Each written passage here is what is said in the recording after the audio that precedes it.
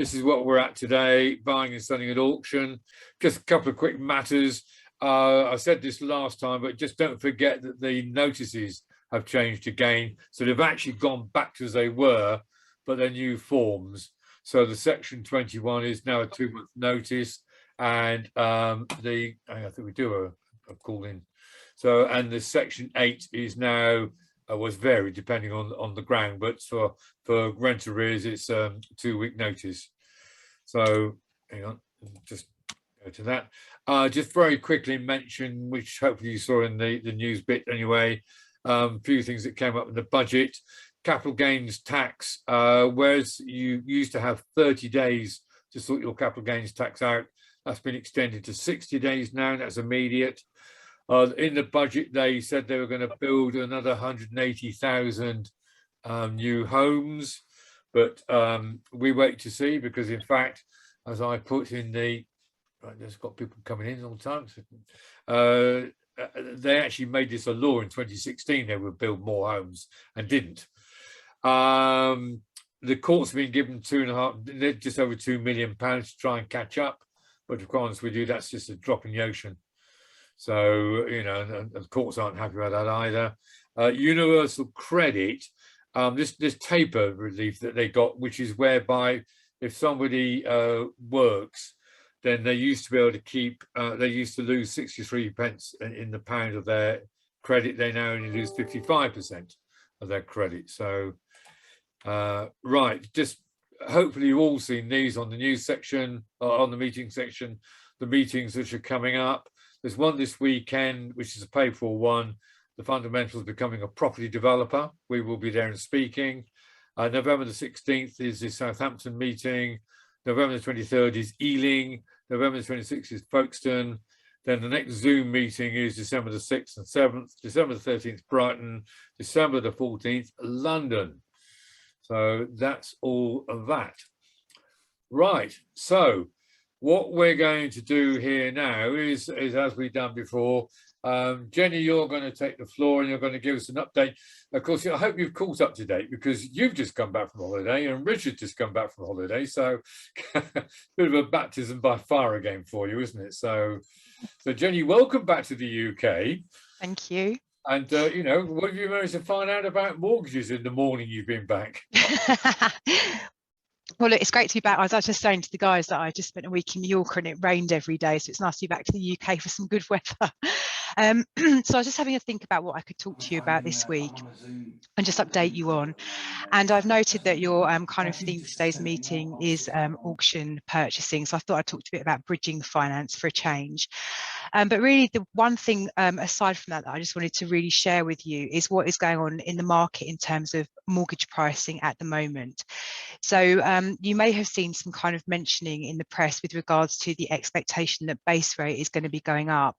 And it could be actually later on this week, and it could be, you know, at the start of 2022, but the expectation is that base rate is now going to start increasing, albeit quite gradually to begin with. And what happened with that is that the swap rates, so the money markets, have essentially reacted to this expectation of interest rates going up. And so the cost of funds on the money markets has increased, which means that the rate at which lenders are paying for the funds which they don't re-lend to you guys as mortgage borrowers has also started increasing. So the net effect of this is that in the last couple of weeks, we've seen over 10% of buy-to-let lenders put their pricing up.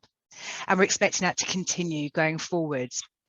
So I suppose the message really is, if you are in the market for a mortgage, particularly a remortgage, now really is a very good time to be thinking about doing that, because there's very little chance of rates going, you know, back down because the cost of funds have gone up. Now, in terms of where you can really win here, often we sort of say to people, oh, you know, rates are going up. If you need to remortgage, you know, maybe you should have a look at this. And they will go, well, I don't need a mortgage for at least 4 months, so this isn't really for me. One of the things people aren't necessarily aware of is that some lenders' mortgage offers can be valid for up to 6 months. So if you think about it, it can take around a month to obtain a mortgage offer, and then the offer is valid for 6 months. You can lock in pricing today for an offer that you wouldn't necessarily have to complete on until kind of May next year. So actually, it gives you a huge amount of sort of window of time to lock in on today's pricing, basically. So I really just wanted to mention that, because this is really happening now. We've talked a bit about will rates go up and what's going to happen with pricing, but actually we're really starting to bear witness to the fact that pricing is on the up. So yeah, I thought I'd throw that in. Now, in terms of buying at auction, you don't have to use bridging finance to buy a property at auction. There are mortgage lenders who are capable of issuing a mortgage offer and you completing within your 28-day window. But it is a bit of a gamble. Some lenders are quicker than others. And, you know, for those of you who've been through a mortgage application process, you will know it just takes one thing to go slightly wonky on the application and the timing just gets thrown out beyond all recognition. So it can be done, but traditionally people will use bridging finance to buy at auction. Now, in my sort of tenure as a mortgage broker, bridging finance has gone from being almost quite a dirty word, where people imagine, you know, big blokes with bull mastiffs coming around your house to get their money back if you don't pay up, that kind of thing. And it's really become a much more kind of bona fide, reputable finance option. So you have companies like Shawbrook Bank, Inspo, who are part of One Savings Bank, Precise Mortgages, Lend Invest, these guys, Paragon, they're all offering, they like to call it short-term financing, so it loses the kind of bad kind of sentiment that sits around it, but short-term finance, bridging finance, same thing. So it's much more reputable than it used to be, and there's lots of companies who are offering it who are very regulated, very, very reputable, so you can feel comfortable dealing with these institutions. Now, in terms of bridging finance, I've just written down kind of the key things that I think it's worth knowing about, where things have maybe moved on over time. So first of all, bridging loans can now be made available for up to 2 years. It used to be 6 months to a year. You can now have them for up to 2 years. Now, what I would say is you would never want to be on a bridging loan for any longer than you had to be, because it is expensive. So your aim would be to use the bridging loan to acquire the property quickly, and if necessary, do any works that needed to be done to make the property mortgageable in the traditional sense, and then you'd come away. But I think the 2-year thing, what that really does in terms of bringing value to you is it gives you some, it takes the pressure of having to do things really super quickly. It takes the anxiety away a little bit. Now, in terms of the bridging finance, it is very, very quick, or it can be very, very quick. Some lenders are quicker than others, but it is very, very fast comparative to a normal mortgage. Now, the one thing that we see often holds up bridging finance applications is actually the legal process. So generally speaking, bridging lenders will want you to engage your own solicitor to represent you, but they will have their own legal firm representing them. And then you have the vendor solicitors in the mix as well. So there's 3 sets of solicitors. And so that can be where things sometimes slow down. If your own solicitor is not used to dealing in that kind of situation, it can be quite a difficult transaction. So you'd want to make sure that whoever you're using for your own legal representation is experienced at bridging finance. They understand how the process is going to work. But like I say, it can be very, very fast. I mean, the most recent bridging loan that I did, it completed within 5 days. So it can be super fast. Now, the way that it works is that lenders will lend up to a certain loan to value. At the moment, the very maximum loan to value you can have on bridging finance is 85%, but generally speaking, 70 to 75% is where the market is comfortable. Now, what the lenders will do is that this maximum loan to value is the absolute ceiling of what they're prepared to lend to you. Any arrangement fees are then deducted from that. So if you're borrowing at 75%, there was a 2% arrangement fee, the actual net advance is 73%. And the other thing the lenders will then knock off from this figure potentially is your interest payments. So if it was a 6-month bridging loan, it would be 75% less the arrangement fee, less 6 months worth of mortgage interest payments. Now, some lenders will actually let you service the bridging loan, but just to kind of be aware that when you're talking about numbers, it's worth understanding exactly how this is going to land in terms of how much you really have to have available up front. It's not always immediately obvious. The pricing, I mean, look, the pricing, when I first started in mortgages, the pricing was like 1.5%, 2% a month. You can obtain bridging finance of like 0.49% per month on those very low loan to value cases. So it's actually quite competitive these days, particularly when you take into account that these generally don't have any exit fees at any time. The arrangement fees are generally expressed as a percentage of the loan amount. So normally 2% of the loan amount, but again, there can be less than that. It just depends on the lender. So Precise Mortgages, for example, have an arrangement fee of 0.5%. A gentleman just asked a question about servicing the loan. Sorry, I'm using jargon, aren't I? It means paying the interest each month. So what the 2 ways that you can do this is either the lender will say, your mortgage interest, your bridging interest is £1,000 per month. We're going to give you this bridging loan for 6 months. So your bridging cost is in interest is £6,000. So if you're asking to borrow 150, they're actually going to give you, advance you 144 and take that interest up front. If you're servicing the interest, it means you're making payments to them like you would any other mortgage of £1,000 per month. Hope that clarifies. As I mentioned, there's generally no exit fees as well for most of these deals. So this can really help. So this is really good. So if you imagine, if you're buying a property, you just need to get a really, really quick loan because you're buying at auction. You've got 28 days to complete. You just want some certainty that it's going to happen really super fast. You know, this actually can be relatively inexpensive as long as you keep the bridging loan for a shorter period of time as possible. And I would always advise you to borrow as little as you can get away with, basically, because the interest costs are quite high. Okay, so lastly, when we apply for bridging finance, how do the lenders kind of look at the transaction? So traditionally, bridging finance is really what's been known as asset-based lending. So really, they're not that interested in the borrower. It's just about the asset. So is it worth what you're paying for it? If we have to end up repossessing it and selling it on, are we getting our money back? That's really where their priorities are. In today's market, with the more kind of high street institution lenders, so your Shawbrooks, they're a bit more interested in the borrower than some of the more kind of hardcore bridgers. But fundamentally, it's all about the property. So one of the things the bridging lenders are always going to be very, very keen to understand is, what is your exit from the bridging loan? Are you selling the property on? Are you going to refinance it?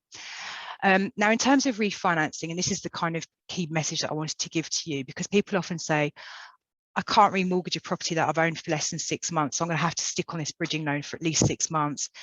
This could become quite expensive. And actually, this is one of the kind of biggest, I guess, misconceptions in the market. There are lenders who will refinance within the first 6 months of ownership, lending against, generally speaking, purchase price plus anything you've spent on the property renovating it. There are a couple of lenders who will just lend against open market value from day one as well. But the key message here is that if you are thinking about refinancing as an exit, you don't have to sit on the bridging loan for 6 months unless you have works to do during that period of time. And that is like a really quick whistle stop run through of how auction finance works. There are lots of, like I say, lenders lending in that space. It's a very busy space, actually. I think a lot of companies want to get into it because it's quite lucrative. We have a lot of clients who use bridging finance for buying at auction, and also things which just aren't lettable in their current conditions. So not necessarily an auction purchase, but something where the EPC rating is just a bit too low for it to work on a traditional mortgage straight away, things that need refurbs, that kind of stuff. And actually, like I say, it's really moved on as a kind of offering. It's very kind of bona fide and reputable, and it's actually quite a nice experience dealing with bridging lenders because they are quick and they don't ask too many questions. And that's everything from me this month, Peter. Right. Well, thank you very much. I mean, I'm not surprised that you're saying that you think that the base rate will start to go up again. The interesting thing is, I read something in one of the papers, can't remember where it's saying that the Chancellor has based his whole budget hoping that interest rates stay fairly low for the next few years. So if they go up too high, everybody loses out, including the Chancellor. So. Yeah, I think the reports we're seeing is the first increase. They're not looking at a huge amount, like I think 25 basis points, or there was a 0.1, then a 0.25. But I think the plan is, or the expectation is, that it's going to be little baby steps. There's not going to be some like 2% increase all of a sudden. It's going to be very, very gradual, just so people don't have any great shock. And it sort of throws all the kind of consumer spending, all that kind of stuff out of the water and sets us all backwards again. Yes, quite. So you don't think we're going back to the good old days of 15% or anything like that? I'm far too young to remember those days. So, Jenny, thank you so much for that. We only had the one question. Anyone else got any questions of Jenny? I mean, you're very welcome to stay on as normal, but it's entirely up to you.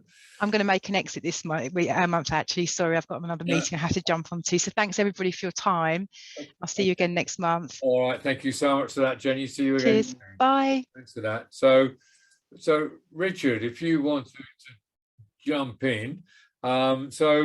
Richard's from Emson's Auctions, who we've dealt with for a number of years. We know Clive very well. So, we all know Emson's, got a good respect for them, but an awful lot of people have never actually either bought or sold at an auction.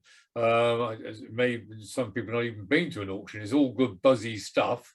A lot of people, I think, are frightened about buying at an auction, but they shouldn't really be that frightened, should they, Richard? So, you know, just give us a brief run through. What if I came to you and said, "Oh, look, I'm thinking about selling my property. What sort of steps would you take?" We don't actually have auctions, ballroom auctions anymore at the moment. We're still doing all our auctions online. Yep. So if anybody is familiar with eBay, we are literally eBay kind of on steroids when it comes to the kind of amounts that you're going to be dealing with. Because of the situations with people's finances and the security aspect of money transfer, you can actually buy a property online with an exchange using a debit or a credit card of £5,000. So you don't have to pay the whole 10% initially with the transaction. You have sort of 12, 24 hours to pay the balance of the money. So that's the sort of, the difference is the £5,000 is the most that we can take from you without going through sort of chronic bank security checks and everything. But I do know some auction houses actually take as much as £10,000 up front before you can actually bid on a property, but we don't do that. You just have to have a facility of £5,000. But we're probably going to do some kind of hybrid, one auction online, one ballroom auction in the new year. But we found that our clients, buyers and sellers alike, seem to be quite happy with the online arrangement. If you like, I can explain a little bit more about how the online process works. If people, if you could do, I think that would be very useful. So because it all seems a bit intriguing, eBay for houses. So yeah, I mean, initially the same principle. I'm not doing anything with, you know, Google Earth or Google Maps or whatever. We're old school. We like to come and see the bricks and mortar. We like to meet the person, you know, with masks or PPE or whatever's required. And we can give them a free appraisal there and then.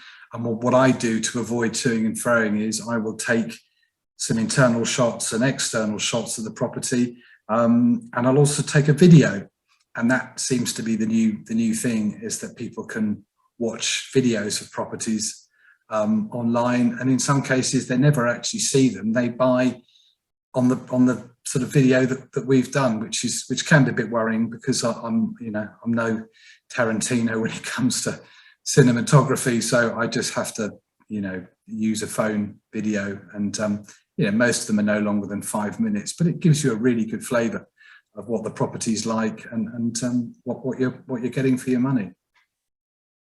It's actually, interestingly, the timing's rather good today, because our auction for November starts today and it runs for 48 hours. It sort of starts around lunchtime on Monday and finishes at lunchtime on Wednesday. So we've got an online auction at the moment that you can watch, you can access, you can register to bid if there's something you're interested in. Yeah, you can watch it, how you can see how it all unfolds over the next 48 hours if you're interested in seeing how the process works. If you are interested in bidding, you will need to register to bid, and that means you need to supply sort of 3 basic pieces of information. One of them is your solicitor. 2 is your financial details, i.e. a debit or a credit card that you will need in order to spend the £5,000, regardless of how expensive the property is. It's £5,000 to get you an online exchange. And then the other information we require is some ID. You don't need to send anything in or photograph anything. You just need to fill in online with your passport details. I'd recommend your driving license, because there's less information to input on the data. And you're good to go with those bits of information. I've just got your online auction. Let me just put it up. So while you're talking, so hold on, let's just find it there. So that's, hang on, let's just get rid of that. So that's your online auction at the moment. Yep, that's it. So is that saying that for lot one, for instance, if I were to make a bid on that, would that show up like eBay? Yes, it would. It absolutely would. In fact, Peter, if you click on it, yeah, and it'll bring up the online bidding. It's probably only been live for about half an hour. I was going to say there's probably nothing. But if you click on the online bidding yellow strip there, yeah, and then if you just click up, and you can actually see which bids have been made. And the difference between bidding online and bidding in the room is that when it hits the reserve, sorry, if you just come down a little bit, and where it's got opening bid, sorry, more. Up again. Right, just that's perfect. Just stop there. Yep. It's got opening bid. When it hits the reserve, a little tick will come underneath that figure, and it'll say reserve net. So right. Unlike the auction room, where you don't really quite know, except for the auctioneer to go, "I'm in the room to bid," and you know that he's hit the reserve. With the online bidding process, you can actually see a little tick which says reserve met, so you know whatever bid you make over that, you can have a potential purchase. Oh, right, okay. And let's just get rid of that. Hang on a moment. And then legals, the thing that a lot of people seem to ignore at their peril.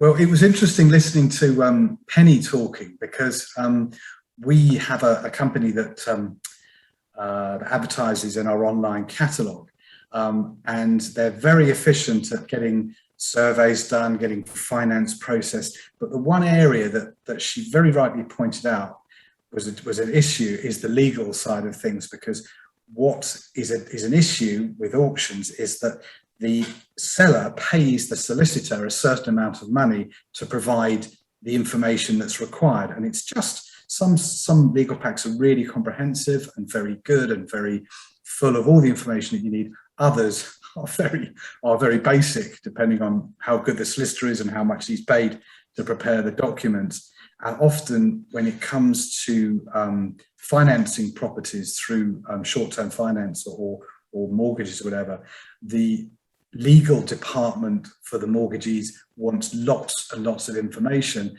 and the vendor of the property is often very reticent to spend any more money supplying this information, which he would have to pay the solicitor to do over and above the information that we've supplied on our website. But I know, because I've been to several of your auctions when they were proper physical ones.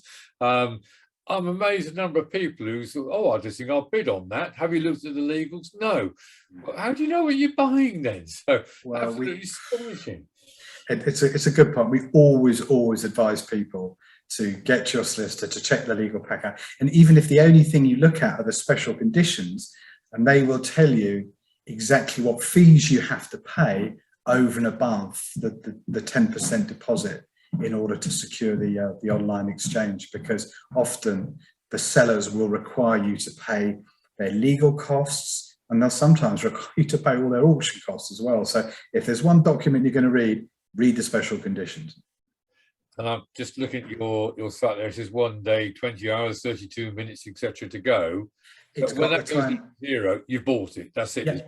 Yeah. But what happens is when that gets to zero and there's still people bidding on it, in order for us to sort of give everyone as much opportunity, every bid over the reserve beyond the time limit will extend the bidding by 5 minutes, which some people think is too long. But when you're bidding in Qatar or the Caribbean, the time difference often means you get a significant delay when it comes to making an online bid. So we give them 5 minutes, which is quite a generous timescale. Yeah.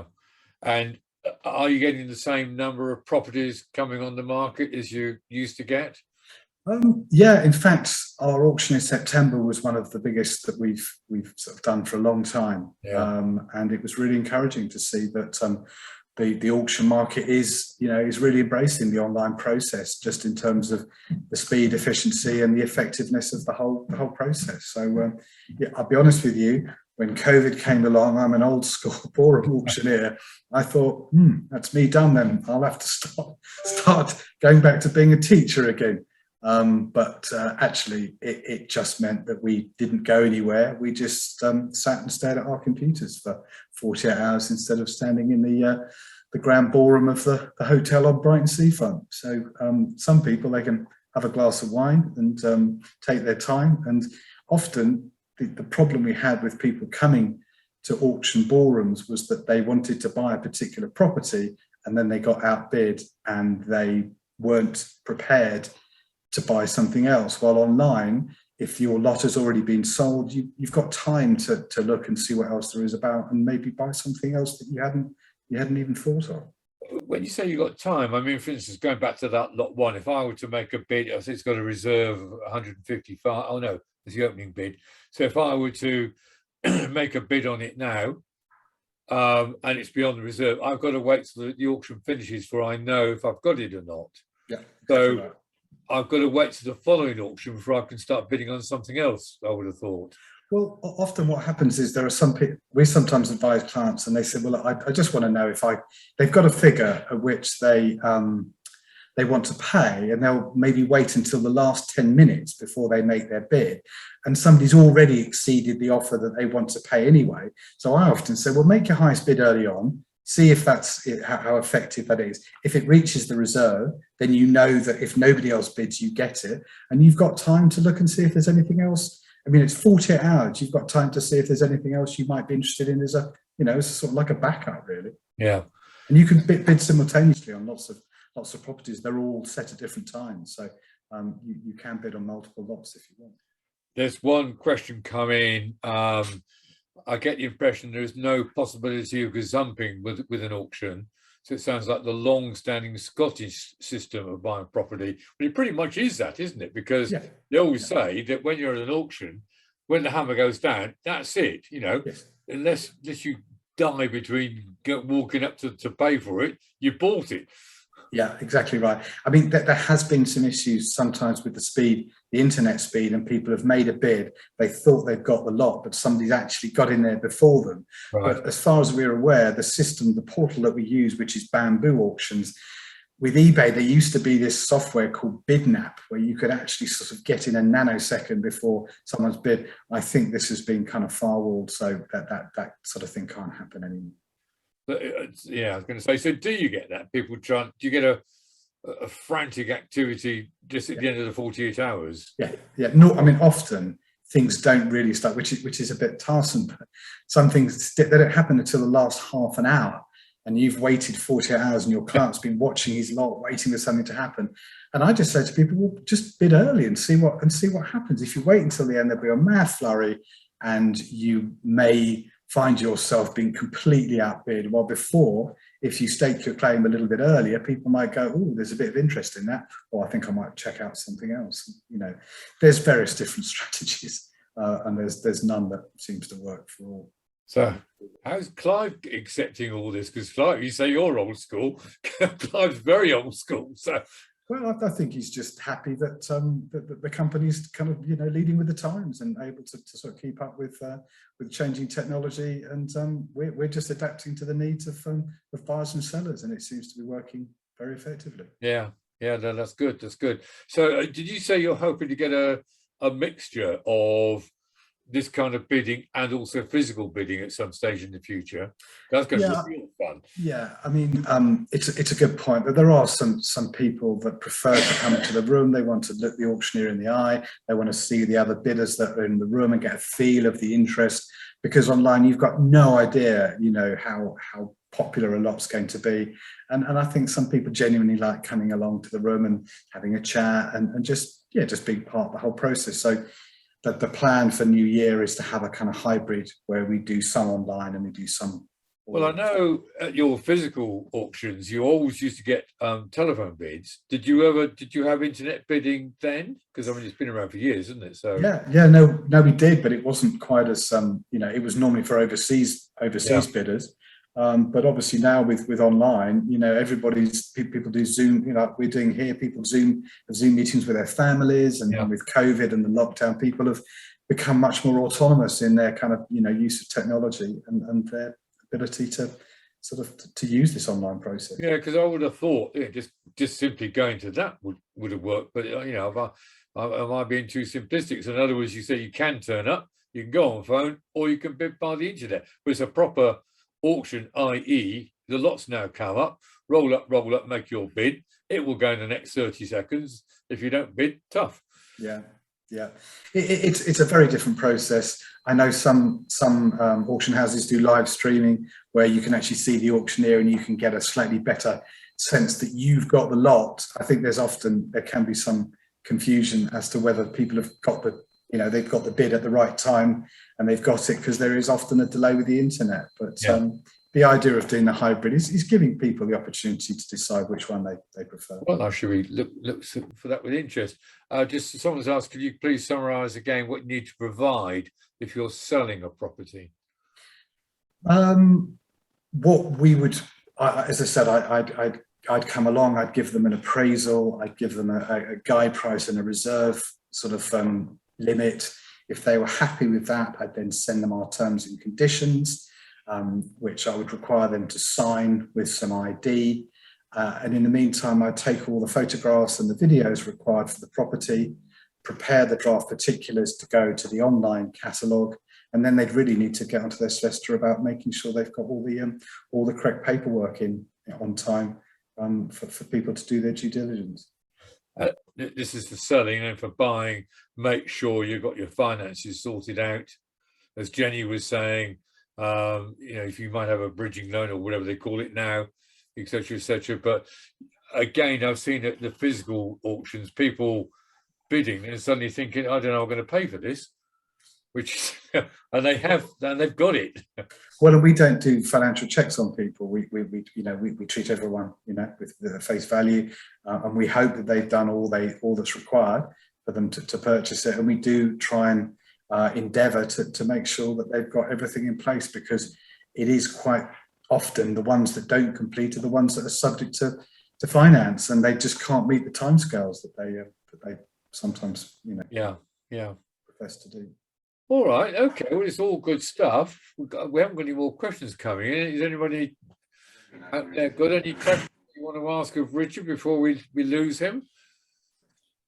Would appear not. So, Richard, thank you so much for that. It's been really, really useful. Well, thanks for inviting me.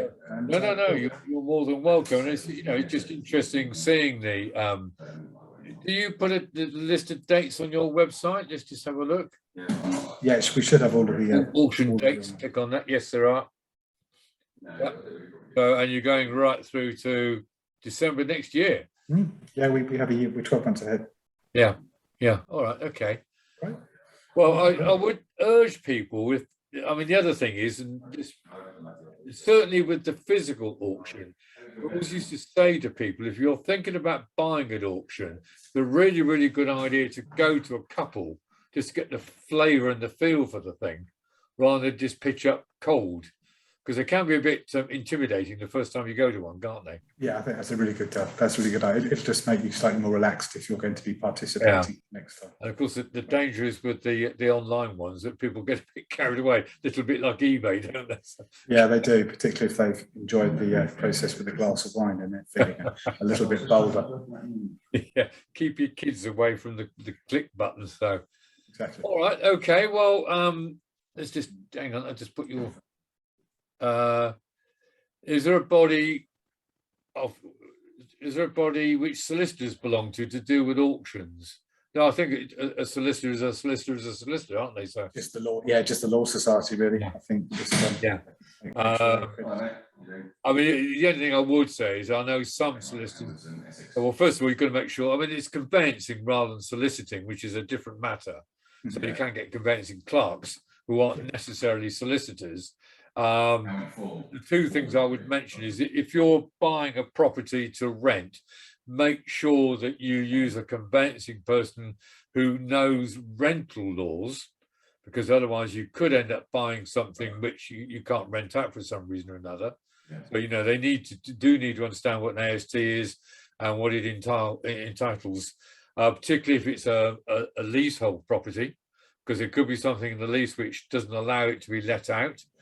And I would say in this case, I mean, I wouldn't have thought the only thing about conveyancing for online auction like this, as Jenny was saying, they're just got to be a bit quicker than normal. So they can't be hanging around like they normally do. And also, I think if they're asking questions that are outside the standard inquiries that solicitors will make along the property information form or the CPSC inquiries, it might be difficult for them to find the information out that they need in order to process the application. Yes. And following on from that, we've had a question: what happens if you can't complete within the 28 days? Okay. If you don't complete within the time period, you get served what's called a completion notice, which can be anything between 5 and 10 days. If you don't complete within that period, there is the chance that you may forfeit your deposit, and you may get may be liable for other expenses as well. Yeah. So all in all, it's something to be frightened of, but it's something you need to have done your homework on before you crack on with this. Yeah, the whole thing of auctions is all about meeting timescales, so you do need to make sure you've got all that prepared. All right, okay, that's terrific. Well, thanks for that. Don't forget to look at the meeting section. Hopefully we'll see some of you at the physical meetings now. We're being very brave and trying them again. So, and I say we'll see if we can't go the same as Richard and do a mixture of online and physical. But I think that might be a bit beyond the moment. So, all right, well, thank you, Richard, and thank you one and all. And I'll say I'll just end the meeting there and leave you all to it. All right, so, thank you for your time. Okay, bye for now.